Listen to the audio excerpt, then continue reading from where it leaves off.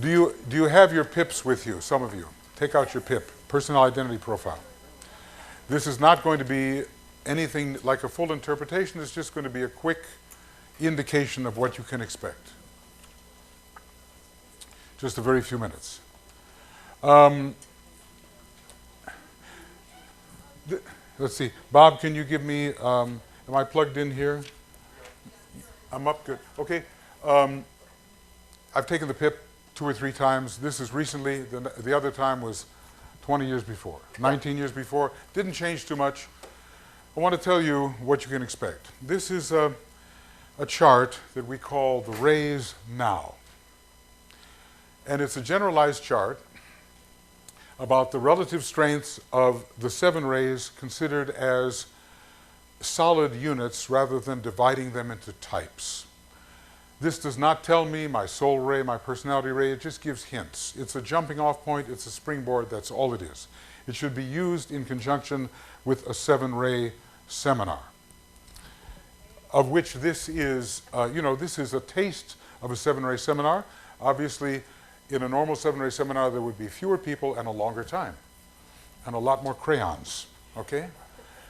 So this is I took this in January, and what is prominent is the 2nd and 6th ray. My 4th ray has shrunk a bit, but it's still very much there, and I think it has been for many lives. I think I've been on the 4th ray in my personality nature a long life. This is the general configuration. The diminutive ray 7 is a shameful representation, but there it is.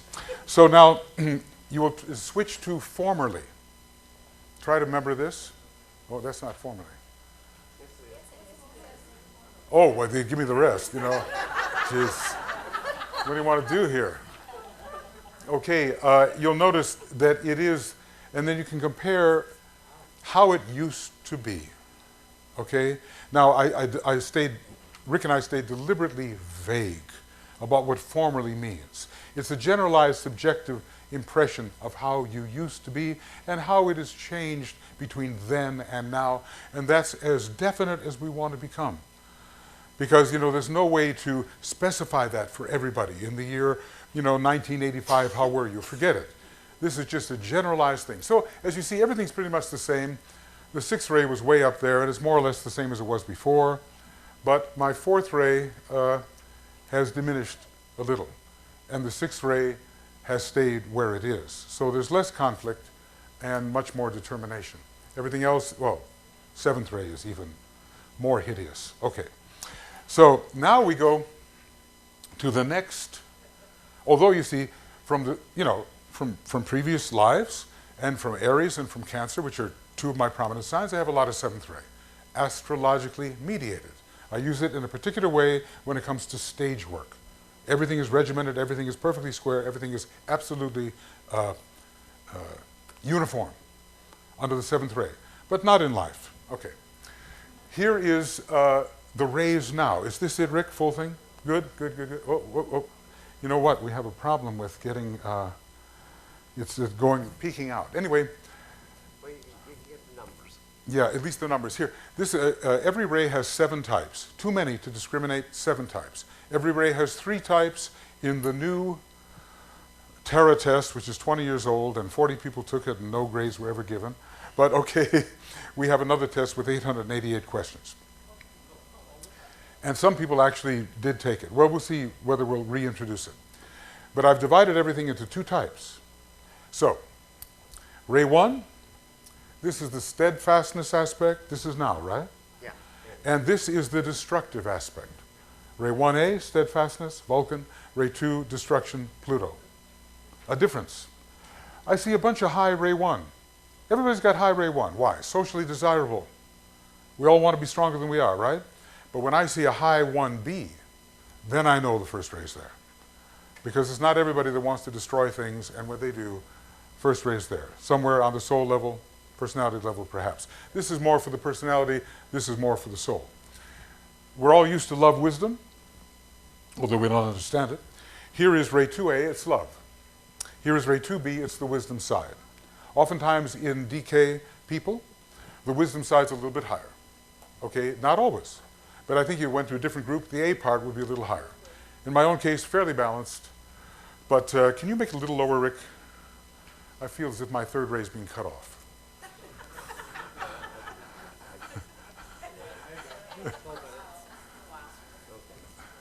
Yeah, ready. Down, down, down. No. I just want to lower the screen. That. Up. Good.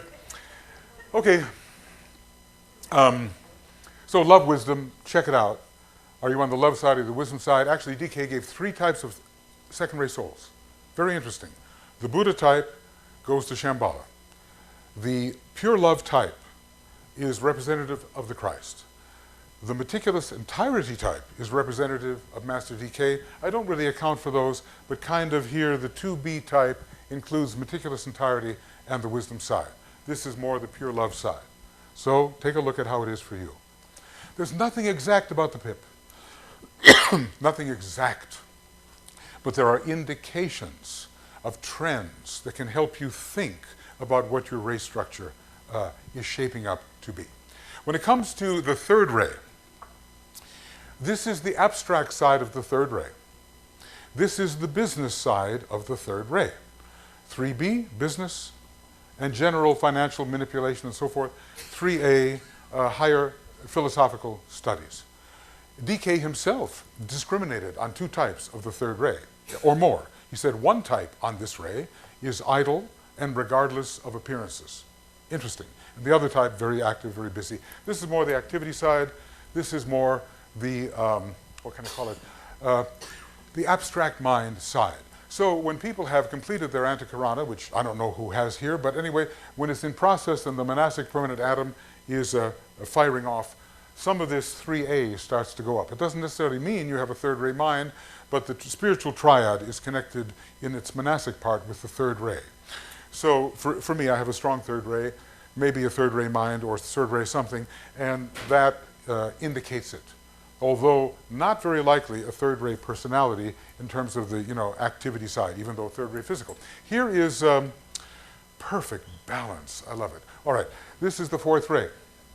It wasn't always like this. Here, so much progress. Anyway, here is 4A, which is harmony. It oftentimes associates with the fourth ray mind. When I see 4B elevated, which is conflict, I begin to suspect the fourth ray personality. I look more for the 4B, fourth ray personality. A lot of people have fourth ray minds, and DK's process involved the importance of the fourth ray mind. It was 4A. Why those are equal, I don't know. And maybe, maybe I just wanted the sixth ray or something, and maybe that's why my fourth ray shrunk. But now that I'm back here doing these 7-ray seminars again, because I'm being forced to. Anyway, not really. Anyway, so I'm getting back into how I used to be 20 years ago, which was much more a fourth ray. All right. Here is the fifth ray, which has increased. And that is the factuality aspect of the fifth ray, the precision, the analysis, and the desire for clarity of thought. Here is mechanics, machines, automotive repair. Allow me to fix your car. Okay. It'll be the permanent fix. Okay. So, sometimes when I see the elevated 5B, I begin to think, could be a fifth ray personality. We don't get too many fifth ray souls around here. When I see 5A, mostly for me, it's a fact-conscious esotericist who wants to get their facts straight. Not necessarily a fifth ray personality. Here's the devotion side, 6A, it's more Neptune. Here is the Mars, zealous side. It's more fiery, and militant kind of thing, quite strong in my case. Here is seventh ray, and I suppose the lowest of all of these is order. But I try to explain that I do have mental order. I have mental order, and there it ends. Okay, and here is the 7B, which when I see it high, I sometimes think the seventh ray soul, because it's all about the Uranian side, the recreative, the repatterning, transformative side. This is more like the seventh ray personality. Keep everything straight. Keep it in good form. But here is creation and recreation on the 7B. When I see that quite elevated, I begin to think in terms of the seventh ray soul. Now let's go on to formally. We'll just take a look at the general. thing, for formerly. Look at that. See, look, everything's the same, more or less the same, more or less the same. But look what happened to 4B. 4B went from 90% to 55% in the last 20 years. So that either means that I don't have a fourth ray personality anymore, or I've gotten it under control of the second ray soul. Okay?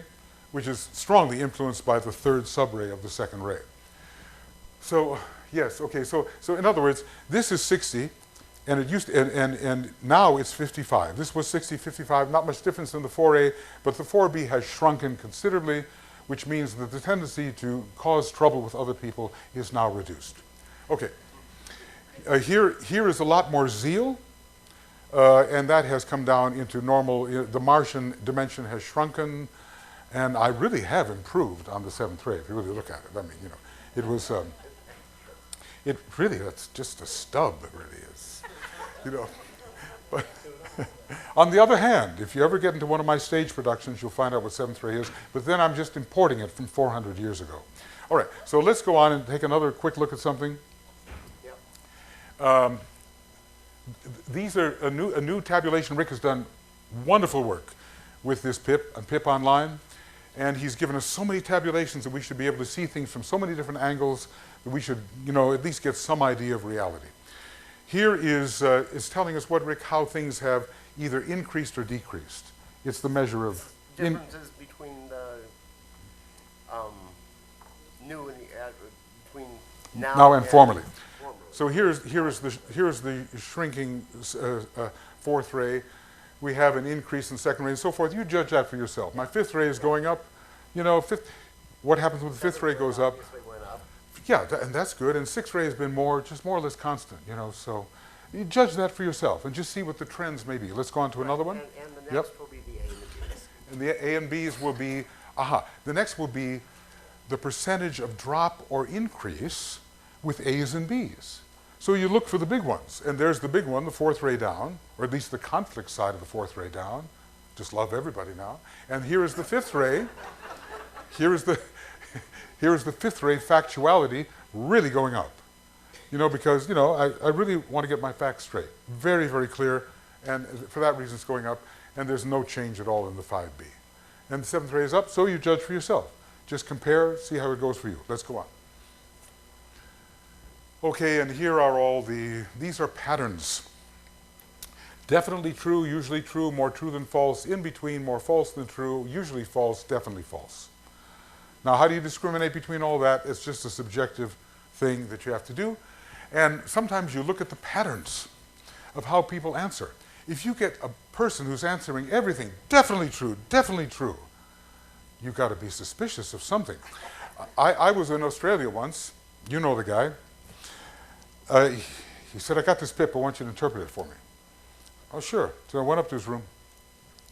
He showed me the PIP. I wanted to leave. Okay. He had everything. The pattern was definitely true, definitely false, and nothing in between. Needless to say, he had a little bit of sixth ray. For him, everything was black and white. And so the pattern itself showed me something about his rays.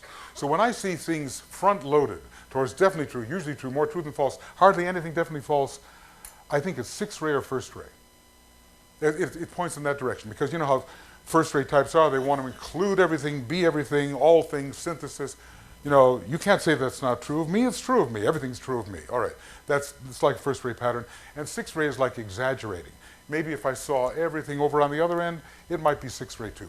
When I see a nice little hump in the middle, this is where it's all happening. The person's more conservative. Nothing is definitely true, definitely false. Maybe the fifth ray is working. They're more discriminative. Or maybe they just can't decide, fourth ray, and they're more in the middle. So I look at the pattern to get hints about the ray. Okay. Okay, now it's the same thing. It's the same thing now and formerly. So just look at the pattern, you see. And sometimes what I do, to get a thumbnail sketch of the person, I go into the definitely true column, and I only look at that. Because there they said, that's so true of me. So I want to say, what do they say is so true of me? And that gives me a thumbnail sketch of the individual. if I don't want to bother with all the rest of the stuff, okay? What else? What is this? Ray elevation. Ray elevations, okay. Is that now? Okay, so basically in terms of the now and formerly, and this is for the big, this is for the all seven, right? Right. All set. He has done so much work on the pip.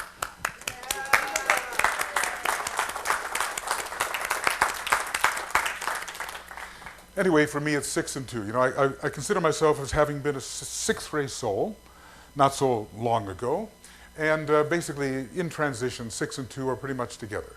Ray 3, I think, you know, my mind and my monad are kind of ray 3. I'm one of, you know, I'm a failure from the previous solar system, and this has to do with just look at it and you'll see basically what's high. That's all. What's high? What used to be high and what's high. Now it's 6 and 2 and 3. It used to be 6 and 4 and 2. Pretty much the same, but ray 4 sliding down just a little bit. You know, there's much to be said for fanaticism, and you know, it has its virtues. All right, on we go. You don't believe me, do you? All right, same thing, yes. These are all the different types. What's the highest thing? 3A, just like for you. 3A is very high, so abstract mind, something up there is high.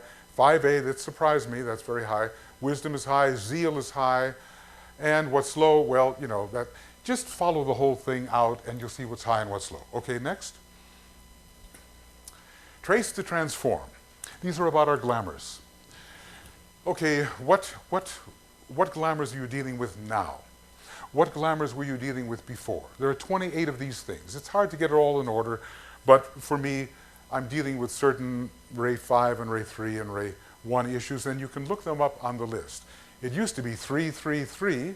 Now there's other factors where the glamours need to be changed. Where's our list of glamours? Do we have them there? No, I don't think we have. Well, they're actually, oh, you'd have to go back to the test. Probably in the manual.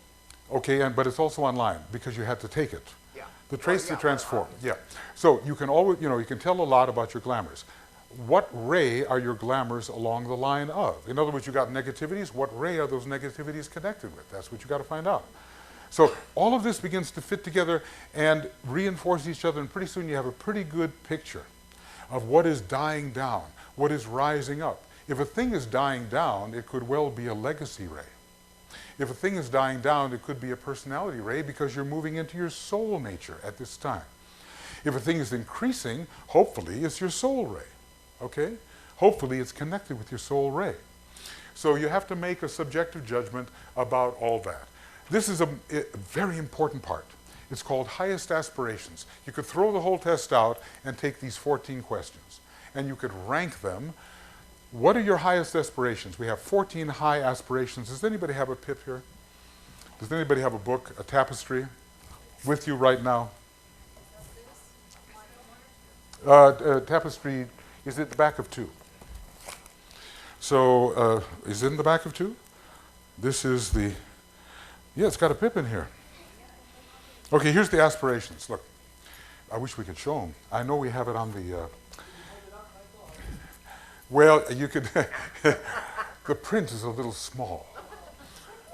Okay, anyway, you know, this is the book. It's running out of, we're running out of tapestries. Yay, we're running out. The only good thing I can say is that it's been online free of charge for about 10 years. I don't know how long it is. But some people actually like to hold a blue book in their hands. You know what I mean? Okay. So maybe we'll get some more printed somehow because it's easier to print now than it used to be. Look, I'm sorry, excuse me. Here are 14 aspirations. It'd be easy. I'm not going to read all this, but just give you the idea. I aspire to become a dynamic, powerful, and benevolent leader, strong, firm, and steadfast in my service to the highest law and my defense of the greatest good. Well, you know, maybe everybody feels that way, but certainly first-rate types are going to, you know, tick that off as high on their list. Here's something, I aspire to a resourceful and versatile mentality so I can apply it creatively to numerous intellectually challenging enterprises. Okay. What's 9? What's number 9? I aspire to a wise and intuitive, deep and complete understanding of life so that I can teach and illumine others. Sounds like the wisdom side of the second ray.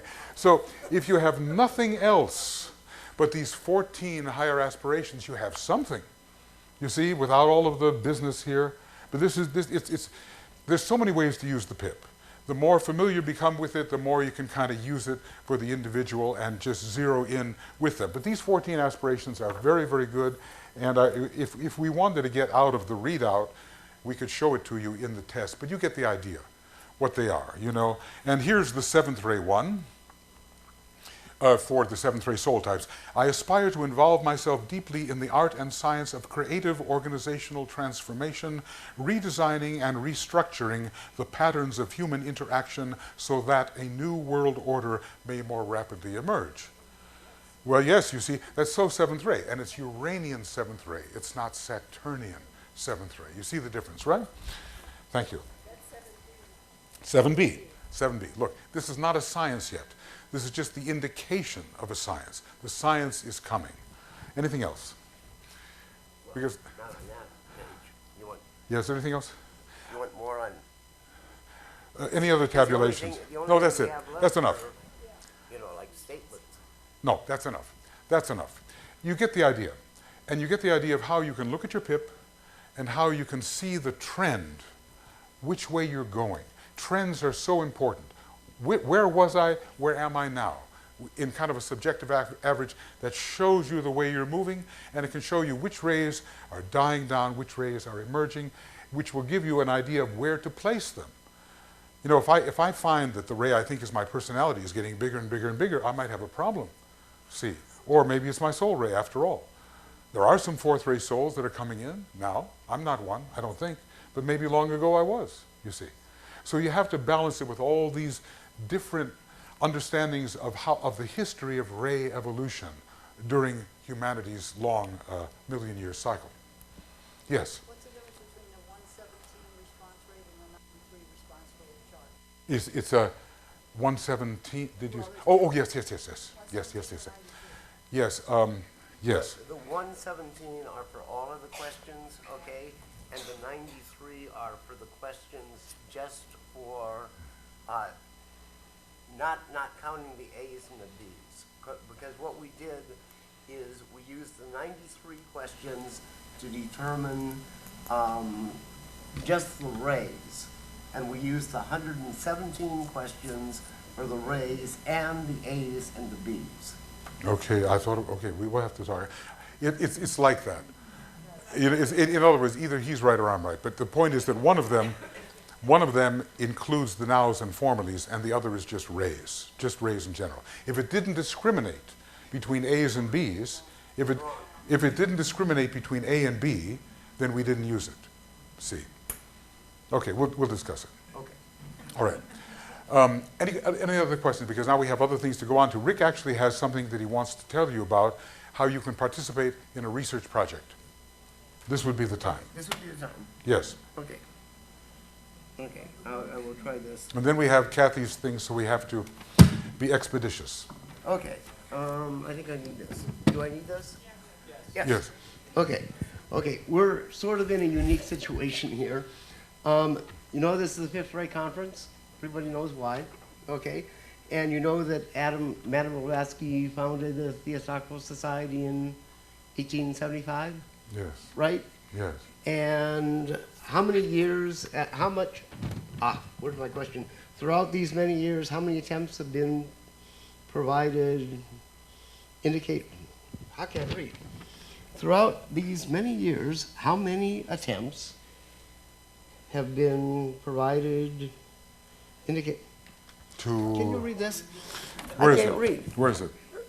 Throughout these many years, how many attempts to provide indicators Right. of one's rays through various instruments have been scientifically successful? And by successful, I mean shown to have some statistical validity and reliability. To the best of my knowledge, with the exception of the PIP, none yet. Right, right. Everybody agree with that? I mean, I've been asking everybody, okay, and we haven't found, and that's 1875 to now, so 125, 137 years, something Yeah. like that. Okay, I mean, fair amount of time. Okay, and the PIP is about it. Okay, so this class workshop has about 75 people in it. Okay, and Jose and did some research. And he's a medical researcher. Okay, in '93, and he found some validity in the PIP. Michael and I, okay, he did it in '89. Michael and I in '93, okay, did quite a bit of research, okay, on the original PIP and found some validity, and we came up with a PIP too, okay.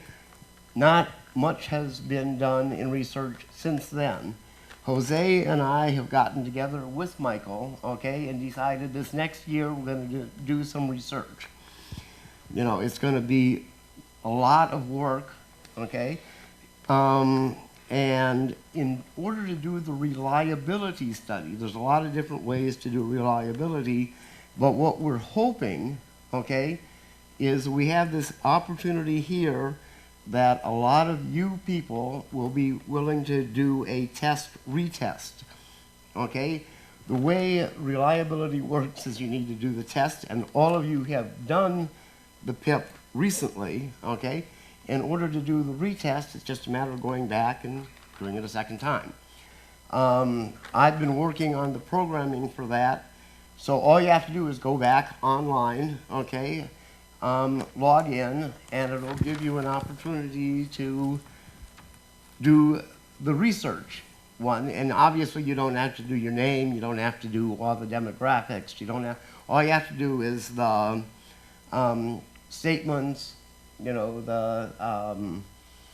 Yeah, the main parts of the test. yeah, the main parts Just of the put your test. name and the name parts of the test. Okay, and, you know, it'll take you, I don't know, an hour or something like that.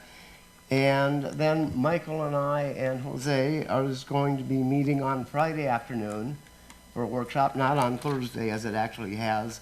If we can get 50 people, okay, to do the retest, okay, then we'll have enough for a statistical validation, okay? Yes. But we have to do, how can I do it? Well, we need to do a lot of work for both the validity and the reliability, okay? And this is one way to do the validity, okay, or the reliability, and it's, well. We're asking for your help. Yeah, we're asking for your help. That's the easiest way to say it. Yeah. So you'd have to go back online, take it again. Hopefully before our workshop on Friday. Well, no, not it would be nice if you could do that, okay? But I can't promise you the results by Friday because we're going to have to study them, okay? And it's going to take a while to study. But you know, if you're gathered here for a conference and you have an idea in mind, it's much more likely that you'll do it than if you go home and, you know, thoughts scatter and all the rest of it. Yes. You have to have a computer. There's a computer in the lobby. Come to room 130. I'll give you mine. I mean, I'm serious. 24 hours a day. I'll let you use mine. Okay. No 6-ray there. Yes. It does. It does. Wi-Fi does work.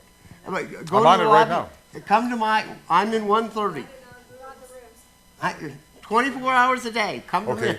Okay. Well, just go to the lobby, and Well, anyway, there are ways to do it. To log into their Okay. account, not start a new one. yeah. Do not start a new one. Yeah. Do not start a new one. Well, look, I tell you what, we have to get on with it. We have to get on with it. You see Rick, okay? We can't answer this now because we have more to do, right? So we can't go on further, but you get the idea. We're trying to make this as fifth-ray reliable and valid as we possibly can. With your help, we'll come closer to it, okay? Thank you. Okay, turn this on. Yeah. Testing. Few videos to just famous people to demonstrate the ray types. And maybe, would it be possible to lower the lights a little, if that's possible? Okay.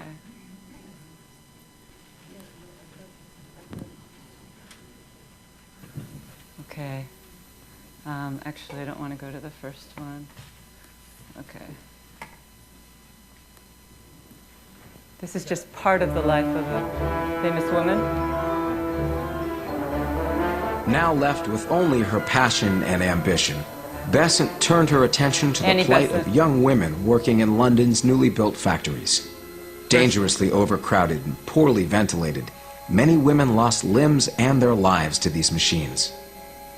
Ray At the 1, Bryant Ray and May 6. match factory, the chemicals used were deadly, and many employees grew sick and died from bone cancer. Who cares for the fate of these white-wage slaves? Born in slums, driven to work while still children. Who cares if they die or go on the streets, provided only that the Bryant and May shareholders get their 23%? Besant's outrage led her to action. In 1888, she helped organize these young women in a strike against Bryant and May. And after 3 weeks of picketing, the company gave in to Besant's demands. The work week was shortened, their pay was increased, and working conditions were greatly improved. The success of the strike did dramatically strengthen Besant's reputation. Those who loved her became all the more devoted to her. Those who felt that she was, Satan incarnate, now were confirmed in their belief because she was seen as destroying the fiber of English society. At 42, Annie Besant had found success helping to unionize unskilled workers, igniting open discussion on the subject of birth control, and drawing attention to the cause of women's rights. But Besant saw that, essentially, society remained unchanged. Ultimately, she wanted to address the root of all human suffering, and she needed a more transcendent path, one that fulfilled the needs of the soul as well as the body. Annie Besant didn't know that her search was about to come to an end. To an unlikely rebel came an unlikely prophet. Madame Helena Petrovna Blavatsky was a Russian aristocrat who abandoned her husband, smoked cigars, and cursed openly.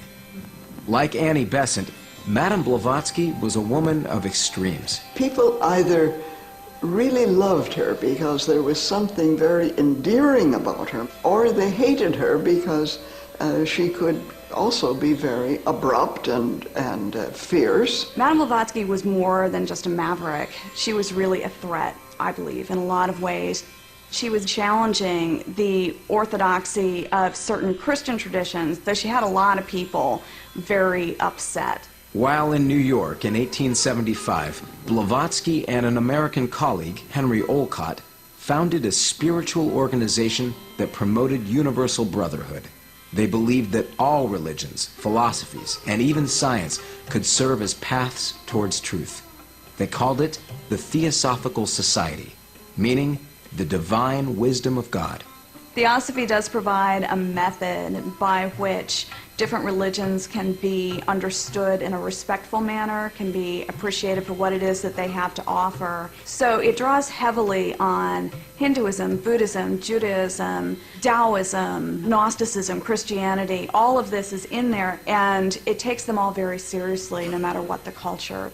Theosophists believe that all humanity is one family. We're a brotherhood. But beyond that, if there is but one source of life, if there is one life everywhere in the universe. I'm just going to skip because we don't have time. So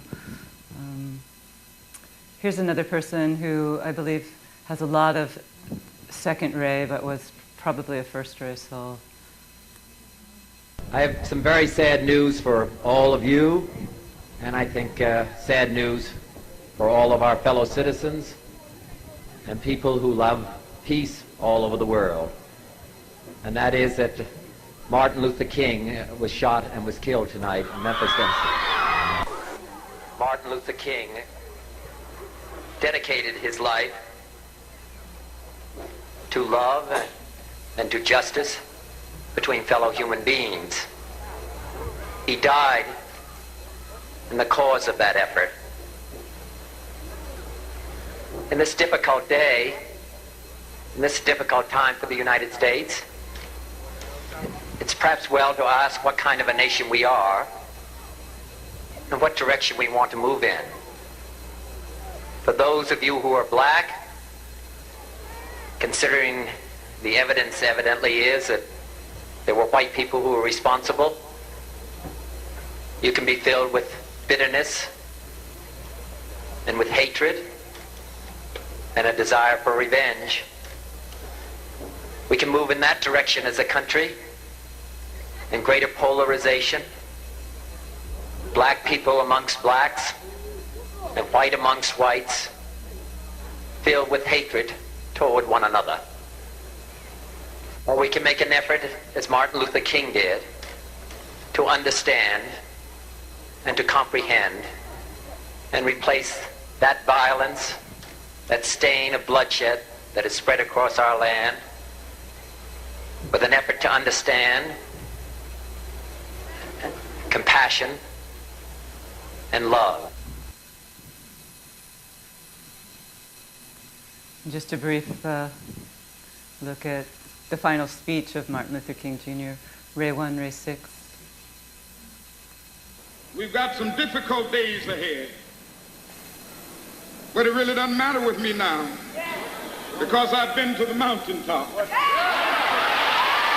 I don't mind. Like anybody, I would like to live a long life. Longevity has its place. But I'm not concerned about that now. I just want to do God's will. And He's allowed me to go up to the mountain. And I've looked over and I've seen the promised land. I may not get there with you, but I want you to know tonight that we as a people will get to the promised land.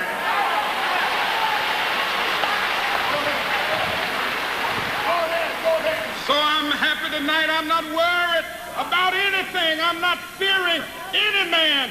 Mine eyes have seen the glory of the coming of the Lord. And he died the next day, just in case. Yeah.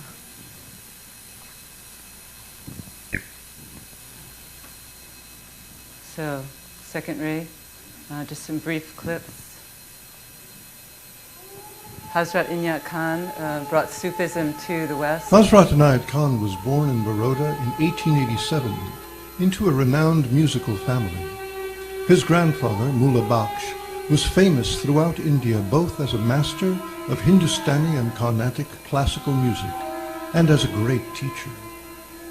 In this household, the child, Inayat, met great musicians, scholars, and spiritual teachers from all over India. And here was born the universality and depth of his outlook. Throughout his life, music was his touchstone, and early on Inayat proved to have exceptional musical talent.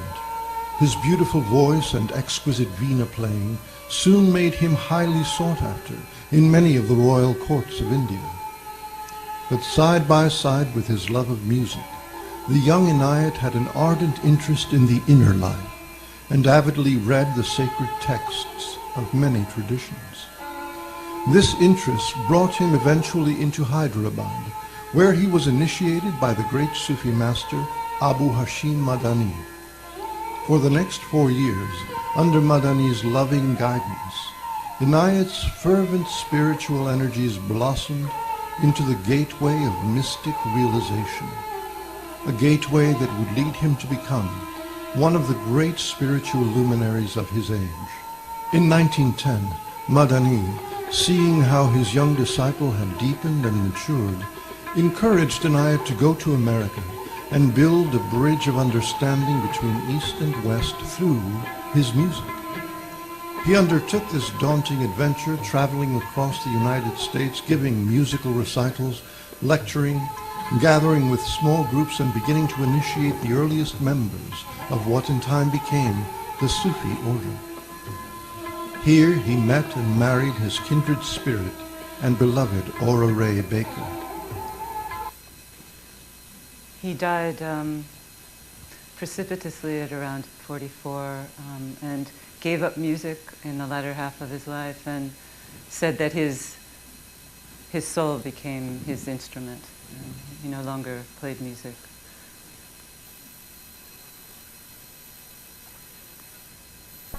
Most people are familiar with the story of Helen Keller, the girl who lived in darkness and silence. She was overcome with an illness at 19 months, causing her to lose her sight and hearing. When Anne Sullivan came to her, everything changed. But could such a child ever be taught? Doubts were proved wrong when Helen Keller became a brilliant, successful woman. Understanding the need for the disabled to communicate, Helen Keller worked to improve their education, thus creating new respect for the disabled community. That was made by a young girl for her school project. Again, these are array 2 clips.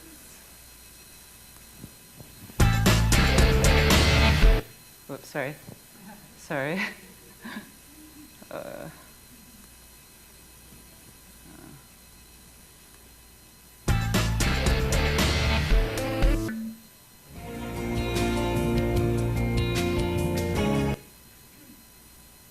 Parents went through a bitter divorce, and Diana her father, Lord Spencer? Althorp, won custody. Her family was close with the Queen, and Diana was a frequent playmate of royal children, Prince Edward and Andrew. In 1975, her father earned the title Earl Spencer when his father passed away, which made her Lady Diana Spencer.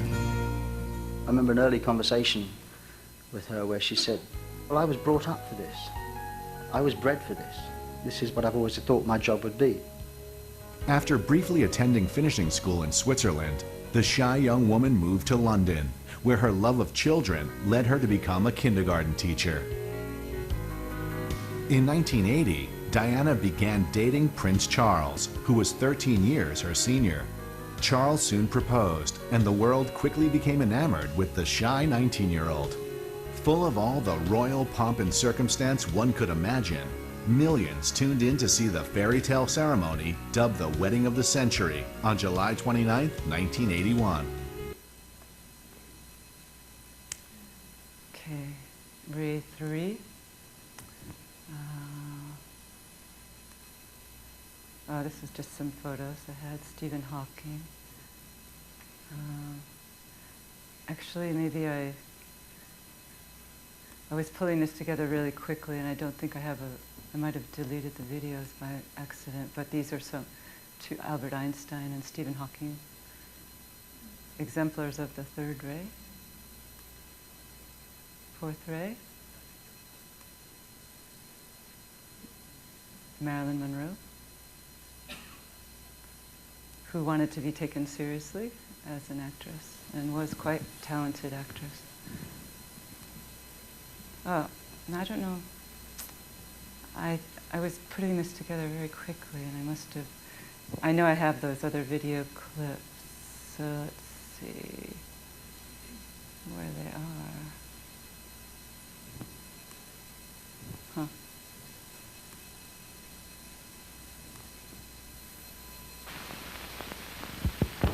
Oh, this is an interesting one. Array 2, Soul, Krishnamurti. I wanted to give you the clip of his final speech when he dissolved the order that made him the Messiah.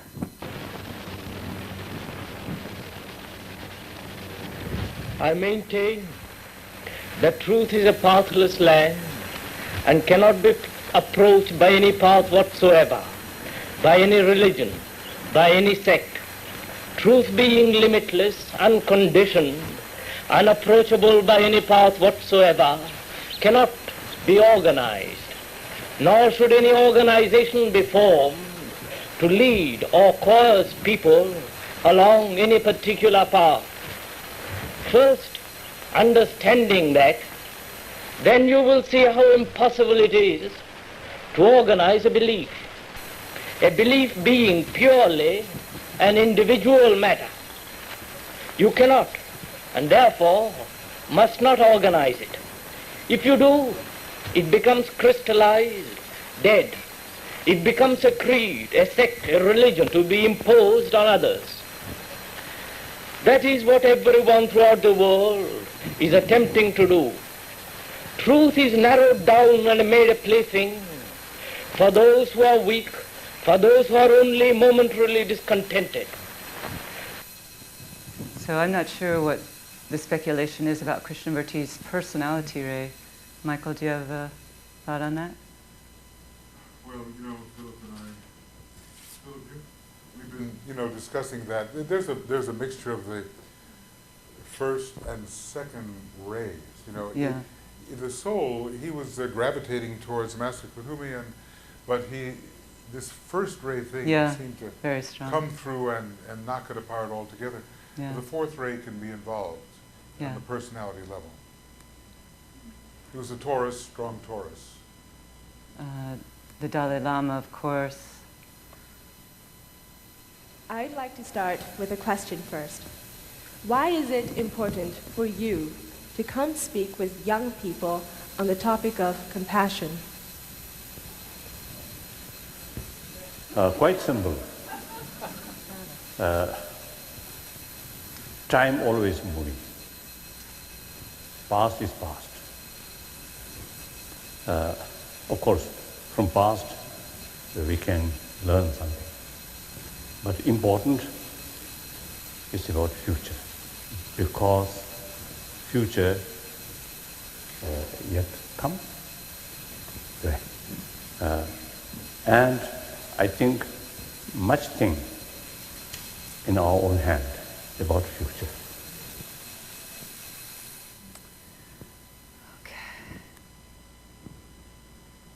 Okay. Ray 3, Eva used this individual as a Ray 4 the other day, but I think he also has a lot of Ray 3. Oh, I'm sorry, go ahead. Oh, no, that's all right. I had nothing to say. I realized that I don't know, but I didn't either. Woody Allen. I realized that I didn't know exactly what your marital status is at the moment, even though I know you. Are you officially single now, or semi-officially single? I'm or? single. Yeah. In the sense of not being married. If you know what I mean. I can do anything I like to anyone I like. With their consent. Well, it's a long show, and yes, I I'm was single. I was thinking sometime you ought to really write a serious book on women and marriage, because you've been through how many? Two? I was married 2 times. 2 full times. Once and then once again. Mm-hmm. Do you ever do you think when you've been married twice that you caught on to the first marriage what would make a second marriage work? Do you know what I mean? And then is it a shock when you find that the thing you thought you learned from the first marriage doesn't work in the second marriage? Right, because you apply everything that you learned in the first marriage to the second girl. And that's a problem, because the second girl is nothing like the first girl if you're lucky.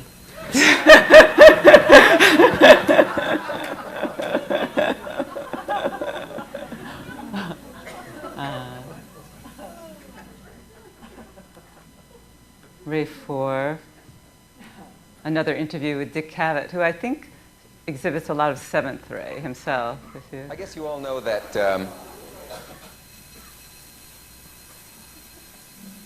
I'm sorry, I'm just moving it a little bit. A great deal of candor and some bitterness, I suppose, about the old days. And his wife, Yoko Ono, is maybe John Lennon, one of the most ray. controversial ladies since the Duchess of Windsor, Wally Simpson, kept the Duke from becoming the king. Tonight they are, however, quite above ground, and I'm very pleased to welcome them here. Will you welcome, please, John Ono Lennon and Yoko Ono?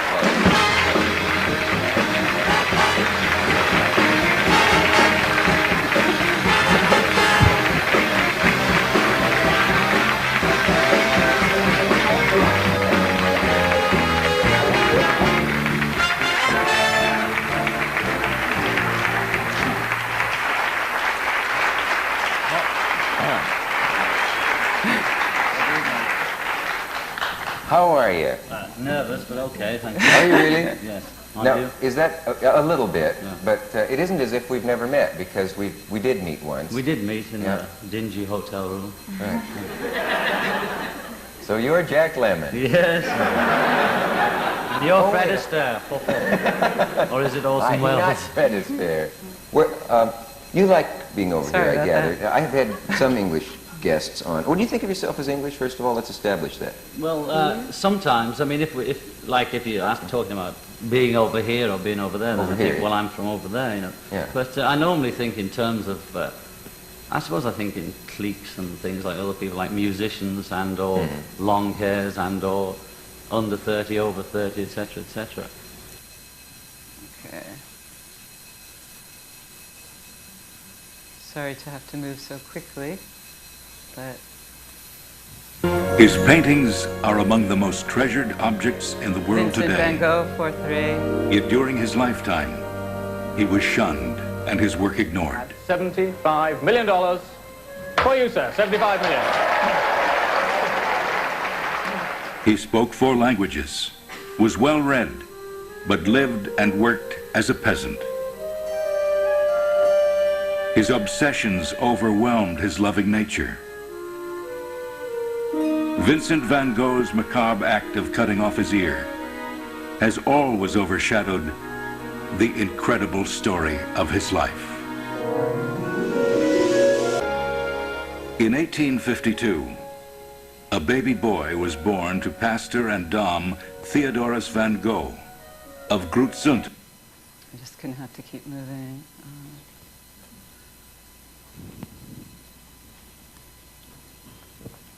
Maria Callas, obviously some fourth ray there. In 1958, Madame Callas.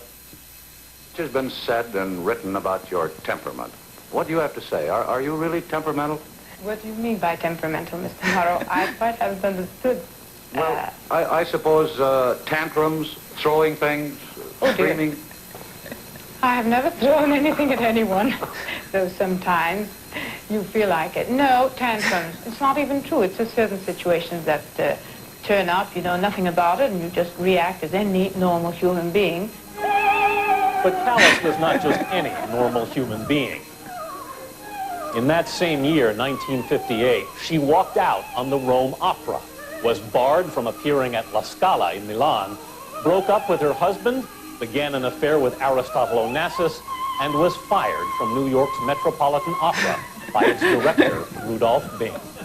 There came the point where I had to decide now is Madame Callas running the Met or am I running the Met? And at that time I was still running the Met and said so and cancelled our agreement. So you really did fire Morya Callas from the Metropolitan? If you want to use that ugly word, that is so, yes. Callas was again on CBS with Ed Murrow when the famous British conductor, Sir Thomas Beecham, asked her about the firing. Can I ask Madame Callas a most important question? Please do. It's agitating all the social circles of London, and rumors are flying around about it. It concerns the little disagreement that is supposed to have taken place between Madame Callas and a misguided director of opera in New York. Oh. Now, one of the most startling rumors is that Miss Madame Callas is supposed to have hit the gentleman on the head with a bottle of brandy. I want to know if that's true or not. The newspapers have written so much, and so much, God only knows.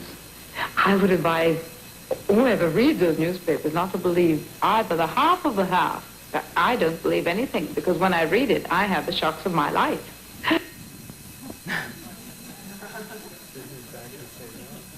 Ray 5.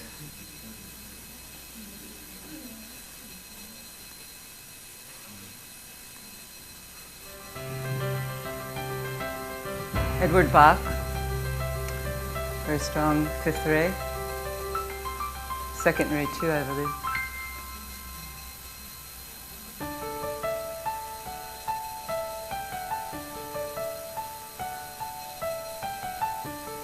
A chance discovery of a flower near a mountain spring in Wales would begin a journey for one of the most imaginative thinkers of our time, Edward Bach, a passionate and devoted physician who turned his back on orthodox medicine and began researching the healing power that nature provides for treating disease. Dr. Bach was a respected bacteriologist, pathologist, and London physician in the early years of the 20th century. According to his theories, emotions are linked to physical disorders, His flower remedies interact with whatever negative emotions a person is experiencing at that moment to bring those emotions back to the positive. Like many pioneers whose discoveries advanced the fields of science, the life of Dr. Bach was not without controversy. And like other innovators who make unique discoveries, some thought of him as an eccentric. But his intuition about the power of nature eventually culminated in the discovery of 38 flower remedies that would change the way people approached the art of healing. He had to really struggle. He was diagnosed with cancer and given 2 or 3 months to live, and healed himself and went on to develop the flower remedies. But he did die at 50. He worked tirelessly to bring forward his work. Newton was a decidedly odd figure. Brilliant beyond measure, but solitary, joyless, prickly to the point of paranoia, famously distracted. Upon swinging his feet out of bed in the morning, he would reportedly sometimes sit for hours, immobilized by the sudden rush of thoughts to his head, and capable of the most riveting strangeness. He built his own laboratory, the first at Cambridge, but then engaged in the most bizarre experiments. Once he inserted a bodkin, a long needle of the sort used for sewing leather, into his eye socket and rubbed it around, betwixt my eye and the bone, as near to the back side of my eye as I could, just to see what would happen. What happened, miraculously, was nothing, at least nothing lasting. On another occasion, he stared at the sun for as long as he could bear, to determine what effect it would have upon his vision. Again, he escaped lasting damage, though he had to spend some days in a darkened room before his eyes forgave him. Set atop these odd beliefs and quirky traits, however, was the mind of a supreme genius, though even when working in conventional channels, he often showed a tendency to peculiarity. As a student, frustrated by the limitations of conventional mathematics, he invented an entirely new form, the calculus, but then told no one about it for 27 years. In like manner, he did work in optics that transformed our understanding of light and laid the foundation for the science of spectroscopy, and again chose not to share the results for 3 decades. For all his brilliance, real science accounted for only a part of his interests. At least half his working life was given over to alchemy and wayward religious pursuits. These were not mere dabblings, but wholehearted devotions. He was a secret adherent of a dangerously heretical sect called Arianism, whose principal tenet was the belief that there had been no Holy Trinity, slightly ironic since Newton's college at Cambridge was Trinity. He spent... How much time? One more? A couple more? Okay, just have time for a couple more. 6th ray. Gandhi. Born into an ancient and mystical land, Mohandas K. Gandhi saw his life experiments with truth. His long journey of self-transformation began in 1869 from this middle-class house in the Indian port city of Porbandar. From his earliest days, Gandhi was stirred by a role model of extraordinary discipline and devotion. Deeply religious, his mother was given to frequent and extended episodes of fasting. Once, in the rainy season, she vowed not to eat until the sun shone. Gandhi. And the 7th ray.